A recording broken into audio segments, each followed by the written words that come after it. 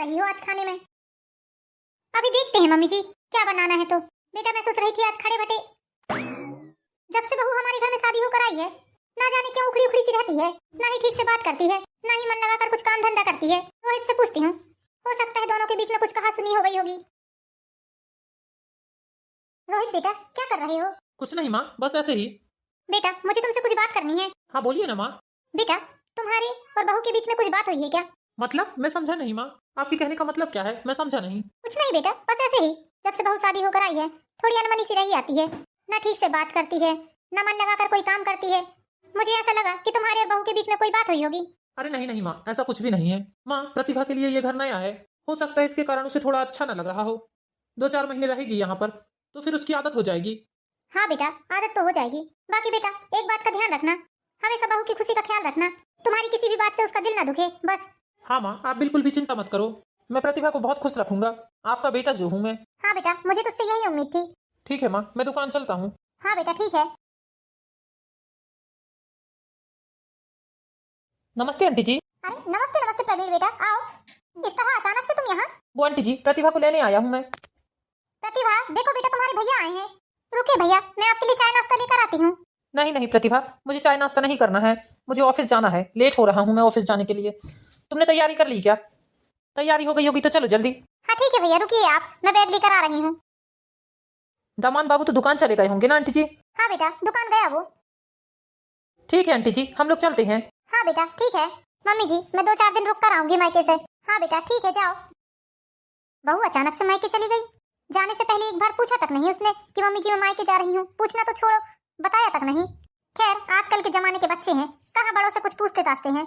अभी बच्ची ही तो है, क्या उसकी बात का बुरा मानना। ना जाने किसका फोन आ रहा है। नमस्ते समधन जी। नमस्ते जी। और सुनाइए समधन जी क्या हो रहा है? समधन जी मैंने किसी प्रकार की खैर खबर लेने या देने के लिए फोन नहीं लगाया है।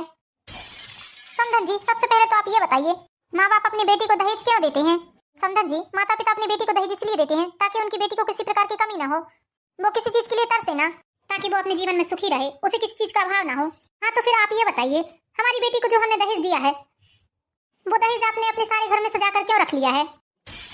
क्यों मेरी बेटी को अपने सामान का उपयोग नहीं करने दे रही हैं आप? समधन जी मैं कुछ समझी नहीं, आपके कहने का मतलब क्या है? समधन जी अब ज्यादा भोली बनने की कोशिश मत कीजिए। हमने अपनी बेटी को इतना दहेज दिया है, हर चीज दिया है हमने अपनी बेटी को दहेज में, ताकि हमारी बेटी किसी चीज के लिए तरसे ना। लेकिन आपने तो सारा दहेज सारे घर में सजाकर ही रख दिया है। आप एक काम करिए समधन जी, सारा दहेज हमारी बेटी के कमरे में रख दीजिए। समधन जी दहेज ही क्या, मेरा पूरा घर ही आपकी बेटी का है। प्रतिभा और रोहित के अलावा मेरा है ही कौन, आप तो जानती है ना, जो भी है सब उनका ही है। समधन जी ऐसा तो हर सास बोलती है, जो मेरा है वो हमारे बहू बेटों का है। लेकिन समधन जी हम अच्छे से जानते हैं, जो माँ बाप अपनी बेटी को दहेज देते हैं बाद में ससुराल वाले सारा दहेज हड़प लेते हैं। इसलिए आप एक काम करो, सारा दहेज हमारी बेटी के रूम में रखवा दीजिए। समधन जी हमारी बहू बेटों का कमरा छोटा सा है, अब उतने से कमरे में सारा दहेज कहाँ बनेगा, आप ही बताइए। समधन जी आप एक काम क्यों नहीं करती हैं, आपके वाले रूम को अपने बहू बेटों को दे दीजिए और बहू बेटों का रूम आप रख लीजिए। आपका रूम तो अच्छा बड़ा है ना, अब आप अकेली हैं, आपको कहाँ उतने बड़े रूम की जरूरत पड़ती होगी। ठीक है समधन जी। ठीक है नहीं समधन जी, आप रूम चेंज करवा दीजिए और सारा दहेज उठवाकर हमारी बेटी के कमरे में रखवा दीजिएगा। जी ठीक है। ठीक है समधन जी, फोन रखते हैं हम। हाँ ठीक है समधन जी। ये क्या समधन जी कैसी बातें कर रही थी आज? मेरा जीवन है ही कितने दिनों का, मेरा घर मेरी प्रॉपर्टी जो भी है सब तो मेरे बहू बेटों का ही है, इकलौती संतान है मेरी रोहित। लेकिन पता नहीं क्यों समधन जी ने ऐसा क्यों कहा। कल ही मैं अपना रूम शिफ्ट कर लूंगी, मैं बहू बेटों के कमरे में चली जाऊंगी और बहू बेटों को अपना कमरा दे दूंगी। अरे बेटा तुम इतनी जल्दी आ गए आज दुकान से? माँ आज मेरी तबीयत कुछ ठीक नहीं लग रही है, बस इसीलिए मैंने जल्दी दुकान बंद कर दिया। हाँ अच्छा किया बेटा तुमने। बेटा मैं ये सोच रही थी, मेरा रूम बहुत बड़ा है और तुम्हारा रूम छोटा सा है। देखो बेटा अब तुम्हारी बीबी भी आ गई है, इसलिए तुम्हारे लिए छोटा कमरा ठीक नहीं है, उतने से कमरे में बहुत दिक्कत होगी तुम्हें एडजस्ट करने में। अब एक काम करो, तुम्हारा कमरा मैं रख लेती हूँ, मेरे कमरे में तुम शिफ्ट हो जाओ। नहीं माँ, आप ही कैसी बातें कर रही हैं, वो रूम सिर्फ आपका है। अरे बेटा ये कैसी बातें कर रहा है, तेरा मेरा की बात कहाँ से आ गई इसमें? मैं तो इसीलिए बोल रही थी क्योंकि मैं अकेली हूँ बेटा, और रूम मेरे हिसाब से बहुत बड़ा हो जाता है, तो कल तुम मेरे रूम में शिफ्ट हो जाना और मैं तुम्हारे रूम में शिफ्ट हो जाऊंगी। नहीं माँ, बात कुछ और है, बताइए क्या बात है। अरे बेटा ऐसी कोई बात नहीं है, तुम ऐसा क्यों सोच रहे हो कि कोई बात हो? बस ऐसे ही माँ, आज तक आपने ऐसी बातें कभी नहीं की। बेटा तेरी शादी होने से ये सब बातें कर रही हूँ मैं, तुम अकेले थे तब तक ठीक था, अब तुम 1 से 2 हो गए हो, बस इसीलिए बोल रही हूँ मैं। ठीक है माँ, देखते हैं। अच्छा है कम से कम मम्मी जी बात तो समझी। कम से कम इस रूम में मैं सारा सामान रख सकूंगी अपना। अपने दहेज की एक गिलास भी मैं इस कमरे से बाहर नहीं जाने दूंगी। मेरा दहेज सिर्फ मैं ही उपयोग करूंगी। मेरे माता पिता ने मुझे दहेज दिया है, किसी दूसरे का उस पर कोई हक नहीं है। प्रतिभा, हाँ रोहित बोलिए। ये माँ को अचानक से क्या हो गया है? अरे कल अचानक ही जिद करने लगी कि मेरे रूम में तुम शिफ्ट हो जाओ और तुम्हारा रूम मुझे दे दो। मैंने बहुत बार मना किया माँ से कि नहीं, वो रूम आपका ही है, लेकिन माँ है कि मान ही नहीं रही थी। उन्होंने साफ बोल दिया कि तुम्हें रूम शिफ्ट करना ही पड़ेगा और तुम्हारे दहेज का सारा सामान इस रूम में शिफ्ट करवा दिया है माँ ने। हाँ अच्छा। माँ बोल रही थी कि घर में ऐसा सामान पड़ा रहेगा तो खराब हो जाएगा, इससे अच्छा है कि तुम्हारे रूम में ही रहने दो बेटा। सोफे और टीवी भी यहाँ पहुंचा रही थी माँ, लेकिन मैंने मना कर दिया माँ को। इतना बड़ा सोफा इस रूम में रखेंगे तो सारा रूम ही बुक हो जाएगा। टीवी तो हॉल में ही अच्छी लगती है। वैसे भी तुम्हारे और मेरे पास कहाँ इतना टाइम है कि हम लोग टीवी देख सके। जो भी थोड़ा बहुत समय मिलता है हम मोबाइल में ही देख लेते हैं। रोहित चलकर खाना खा लीजिए, थक गए होंगे ना आप। हाँ चलो। वो सोफा मुझे दिया है मेरे माँ बाप ने, और टीवी भी। मेरे माता पिता ने कोई मेरी सास के लिए टीवी नहीं दिया है। सोफा और टीवी सिर्फ मेरा है। माँ आप इस वक्त क्यों सोई हैं? चलिए उठकर खाना खा लीजिए। पता नहीं बेटा, आज तबीयत ठीक सी नहीं लग रही है मेरी। तुम लोग खा लो, मैं अभी खा लूंगी खाना। थोड़ा सा खा लीजिए ना माँ, चलिए। रोहित आइए, जाओ रोहित बेटा तुम खाना खा लो। ये क्या, शाम के 4 बज गए हैं और मुझे बहू ने अभी तक उठाया भी नहीं। रोहित तो खाना खाकर दुकान चला गया होगा, लेकिन एक बार बहू को भी तो आकर पूछना था कि मम्मी जी अभी तक कैसे नहीं उठी हैं। कम से कम इतनी चिंता तो करनी चाहिए उसे मेरी। इसके रंग ढंग मुझे कुछ समझ नहीं आते हैं। कभी कभी कभी मुझसे ठीक से बात नहीं करना, कभी बिन बताए ही अपने भाई को बुलाकर मायके चले जाना। क्या चल रहा है बहू के दिमाग में मुझे समझ ही नहीं आता। ना ही मुझे बताती, ना ही रोहित को बताती। यदि रोहित से बताती थी तो रोहित तो मुझे बताता कि क्या बात है, किस बात को लेकर बहू नाराज है। मैं तो हमेशा यही कोशिश करती हूँ कि बहू हमारी हमेशा खुश रहे, उसे किसी चीज की कमी ना हो। फिर भी ना जाने क्यों गुस्से में ही रही आती है। आज इससे चलकर बात ही करती हूँ। बहू, प्रतिभा बहू, प्रतिभा बेटा, कहाँ हो बेटा तुम? प्रतिभा बेटा, प्रतिभा। ये लड़की बिना बताए चली कहाँ गई है? सारा घर छान मारा मैंने, इसका कहीं आता पता नहीं है। फोन लगाती हूँ बहू को। हेलो प्रतिभा बेटा। हाँ मम्मी जी बोलिए, कहाँ हो बेटा तुम? मम्मी जी मैं अपने मायके आई हूँ। अच्छा किया बेटा तुमने, लेकिन एक बार बताकर तो जाती मुझे। मैं तो सो रही थी, जब सोकर उठी तो देखा मैंने कि तुम घर पर नहीं हो। अब मम्मी जी इसमें बताने वाली क्या बात है, मेरा मन हुआ तो मैं चली आई। ठीक है बेटा। मम्मी जी ये मेरी मम्मी से बात कर लीजिए आप, वो बात करने के लिए बोल रही थी आपसे। हाँ ठीक है बेटा, दो फोन। नमस्ते समधन जी। नमस्ते समधन जी। समधन जी वो मैं ये बोल रही थी कि जो सोफे आपने हॉल में बिछा रखे हैं, उन सोफों को आप हमारी बेटी के रूम में रखवा दीजिए। समधन जी यदि रूम में सोफे रखवा देंगे तो सारा रूम ही भर जाएगा, उसमें जगह ही नहीं रहेगी। सोफे बहुत बड़े हैं समधन जी। अरे समधन जी अब ये सब बातें मत कीजिए, नए सोफे हैं और आप हॉल में रखोगे तो गंदे नहीं होंगे क्या? और हाँ, जो हमने एलसीडी दी है उसे भी निकलवाकर आप हमारे बच्चों के रूम में लगवा दीजिए। अब हमारी बेचारी बेटी दोपहर में फ्री होती है, उसे दोपहर में आराम भी करना रहता है। थोड़ी देर टीवी देखते देखते आराम भी कर सकती है हमारी बेटी। ये सब चीजें हमने अपनी बेटी की सुख सुविधाओं के लिए दी है समधन जी। ऐसा है समधन जी, आपके घर में तो सारा सामान है, अब जो हमारी बेटी के दहेज का सामान है उसे उसके कमरे में ही रहने दो। आप लोग क्यों उपयोग कर रहे हो उसे?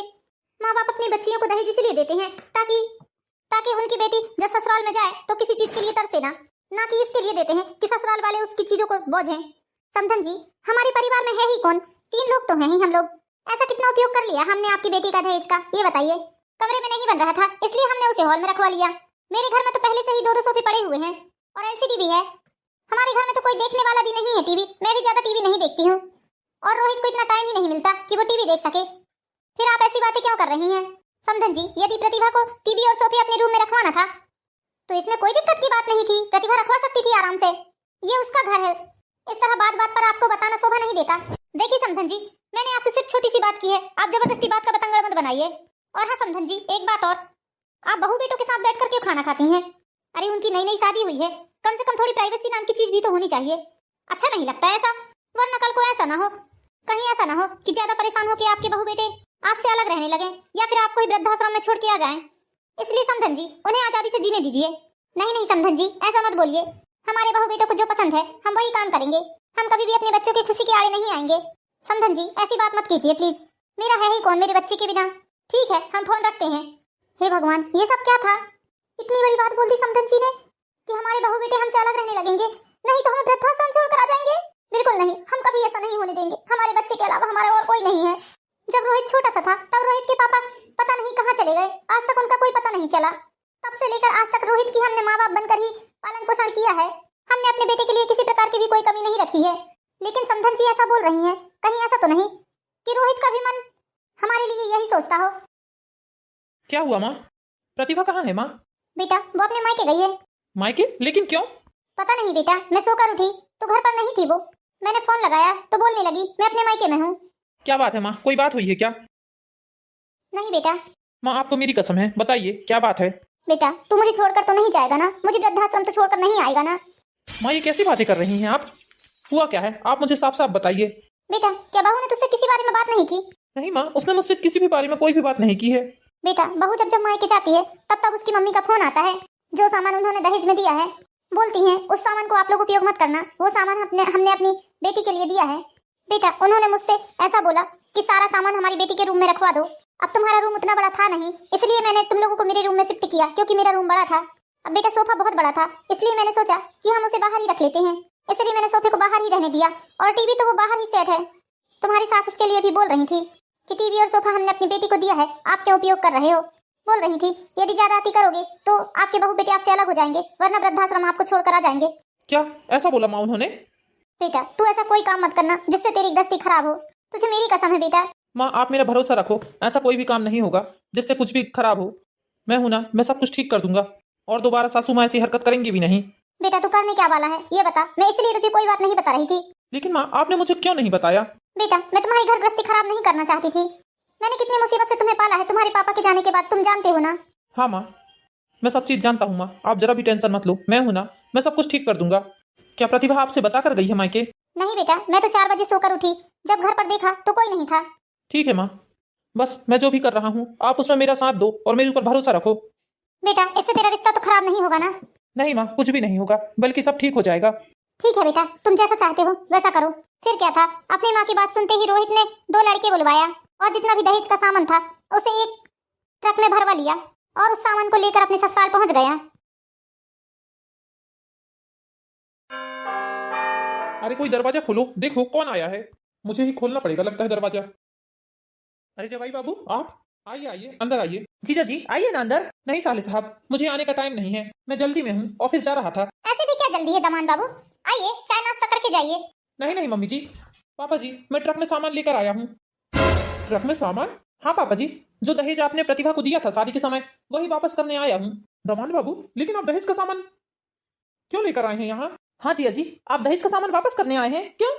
हमने तो सारा सामान बहुत अच्छा दिया है, इतना महंगा महंगा सामान दिया है, कौन सी कमी रह गई है? अरे नहीं नहीं साले साहब, कोई कमी नहीं रह गई सामान में। वो क्या है पापा जी, आप लोगों ने इतना सारा सामान दिया है दहेज का, अब आप बताइए क्या हम हमारे बेडरूम में उतना सामान रख लेंगे? जवाई बाबू, लेकिन उस सामान को बेडरूम में रखने की क्या जरूरत है? आपका इतना बड़ा घर है। नहीं पापा जी, घर में सामान नहीं रखेगा दहेज का। लेकिन जवाई बाबू।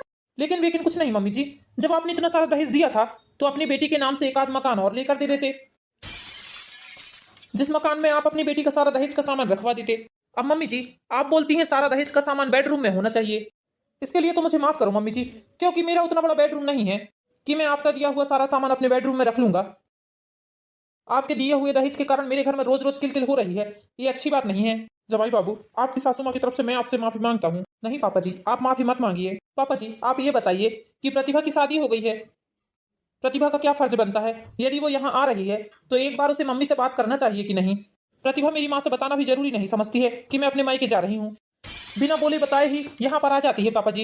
इतना ही नहीं पापा जी, उसके बाद सासू माँ मेरी माँ को फोन लगा लगा कर बोलती हैं कि मेरी बेटी को जो दहेज दिया है वो आप लोगों के उपयोग के लिए नहीं है, ये बोलती हैं कि मैंने सारा सामान अपनी बेटी के लिए दिया है।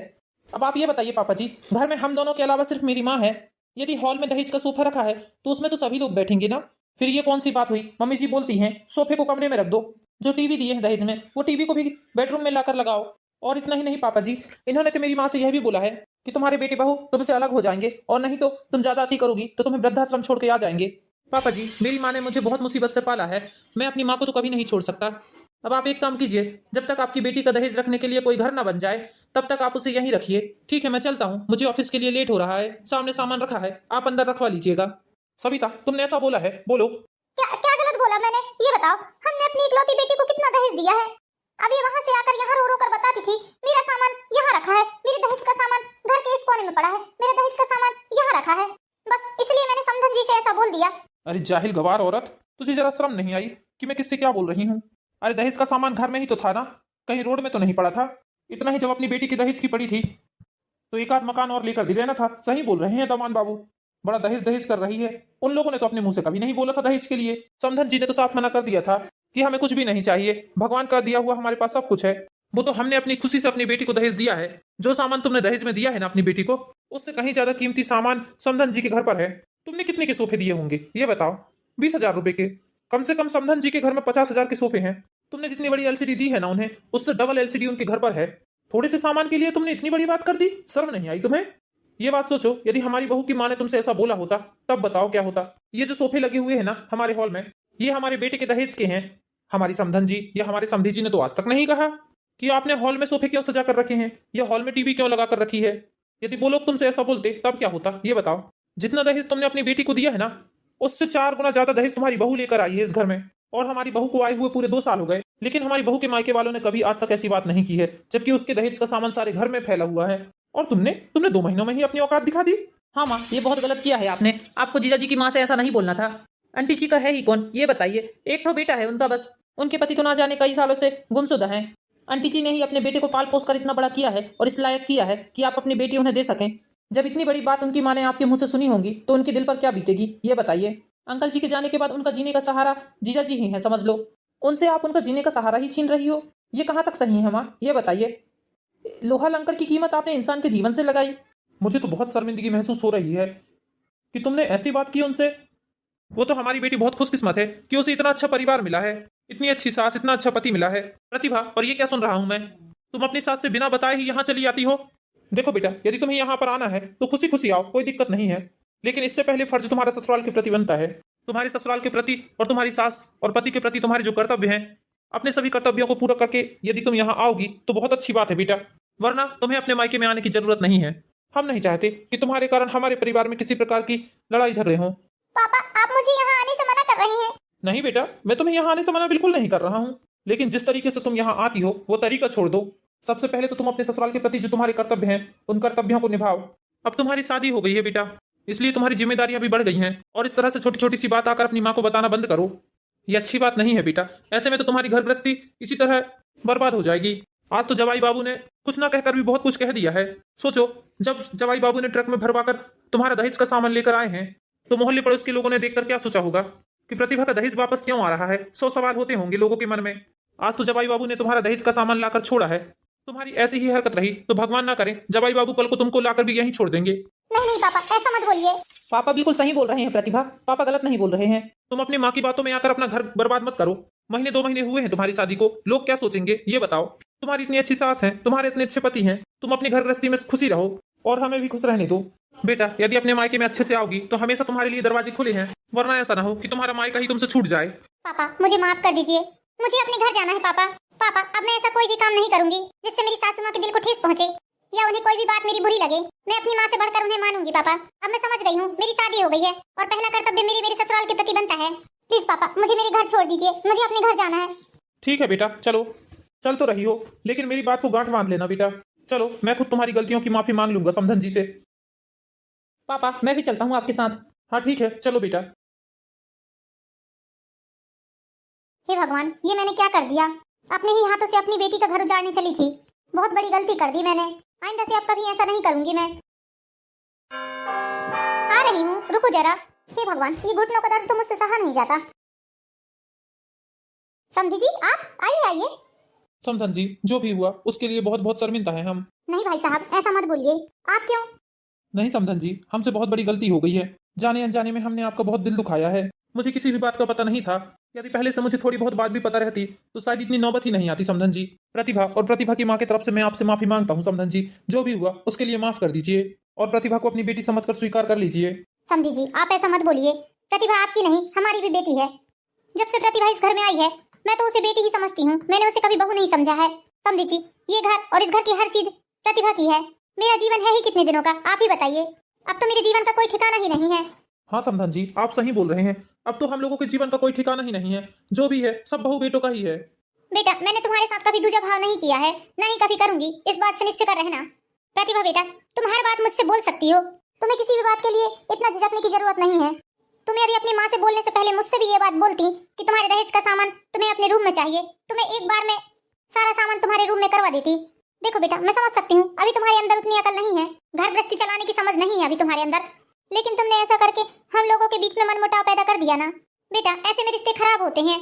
मम्मी जी, मुझे अपनी गलती का एहसास हो गया है, मैंने बहुत बड़ी गलती की है मम्मी जी। ना जाने मेरे दिमाग में ऐसा क्या चल रहा था मम्मी जी, जो मैंने ऐसा बोल दिया। बेटा अब मेरा जीवन तो हो चला, लेकिन तुम इस घर की बागडोर को अच्छे से संभाल लो। तुम किसी भी चीज के लिए मुझसे मत झिझको बेटा, तुम मुझसे हर बात बोल सकती हो। ये समझना, मैं तुम्हारी सास नहीं, तुम्हारी माँ हूँ, तुम्हारी बहन हूँ, तुम्हारी एक अच्छी सहेली हूँ। मैं चाहती हूँ बेटा मेरे साथ साथ दूसरे लोग भी तुम्हारी बहुत तारीफ करें। बेटा अब मैं चाहती हूँ कि तुम घर के साथ साथ चाबियों की जिम्मेदारी भी उठाओ। ये लो बेटा, ये चाबियां आज से मैं तुम्हारे सुपुर्द करती हूँ। नहीं नहीं मम्मी जी, नहीं, मैं इतनी बड़ी जिम्मेदारी नहीं उठा सकती। मम्मी जी ये जिम्मेदारी आप ही उठाइए। देखो बेटा, जब मैं इस घर में शादी होकर आई थी तो मेरी सासू माँ ने भी मुझे चाबी सौंपी थी, और अब मैं तुम्हें सौंप रही हूँ।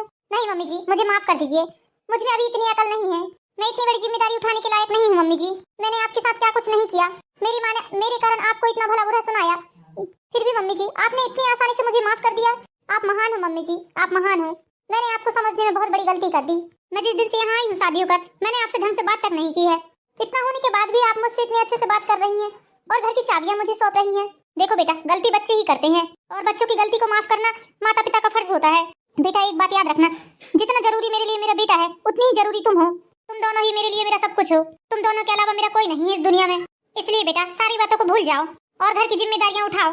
मम्मी जी मैं सारी जिम्मेदारियां उठाने के लिए तैयार हूँ, लेकिन ये चाबी की जिम्मेदारियां उठाने के लिए बिल्कुल भी तैयार नहीं हूँ मम्मी जी। मैं सॉरी मम्मी जी, ये बात मैं आपकी नहीं मान सकती, मुझे माफ कर दीजिए इसके लिए।